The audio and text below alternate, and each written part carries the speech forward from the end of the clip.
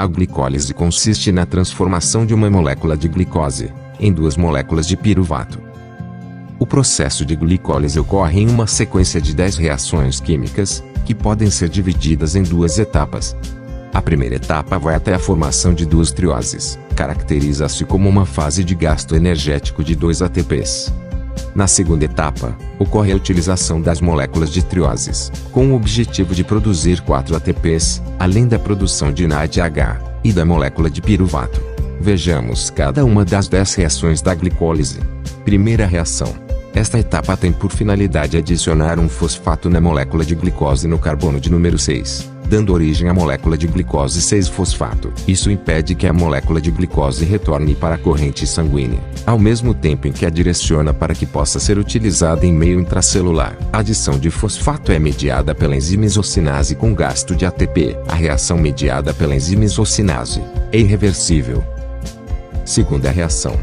Nesta etapa do processo, a molécula de glicose 6-fosfato sofre a ação da enzima fosfoglicose isomerase, sendo transformada no isômero frutose 6-fosfato. Esta reação é reversível. Terceira reação.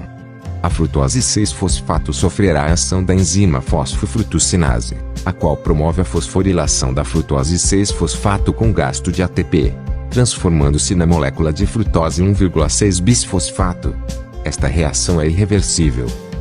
Quarta reação. Esta etapa é mediada pela ação da enzima aldolase, a qual promove a quebra da molécula frutose 1,6-bisfosfato em duas trioses, de hidroxiacetona fosfato e gliceraldeído 3-fosfato. Esta é uma reação reversível. Aqui finaliza-se a primeira etapa da glicólise, fase caracterizada pelo gasto de ATP. Quinta reação. Apenas a molécula de gliceraldeído 3-fosfato é utilizada na glicólise. Deste modo, a molécula de dihidroxiacetona fosfato não entra na glicólise. Porém, não significa que ela não será utilizada pelo organismo, pois se essa molécula sofrer a ação da enzima triose fosfato isomerase, ela será convertida em gliceraldeído 3-fosfato de acordo com a necessidade celular. Uma observação a ser feita, a partir daqui. Considerando que a dihidroxiacetona fosfato seja convertida em gliceraldeído 3-fosfato, os resultados devem ser contabilizados de forma duplicada. Essa é uma reação reversível. Sexta reação. Esta etapa ocorre de maneira reversível, e com a participação da enzima gliceraldeído 3-fosfato desidrogenase, a qual tem por função converter a molécula de gliceraldeído 3-fosfato na molécula de 1,3-bisfosfoglicerato, acarretando a liberação de um íon H+, o qual será adicionado ao NAD+, sendo este transformado em NAD mais H+. Sétima reação.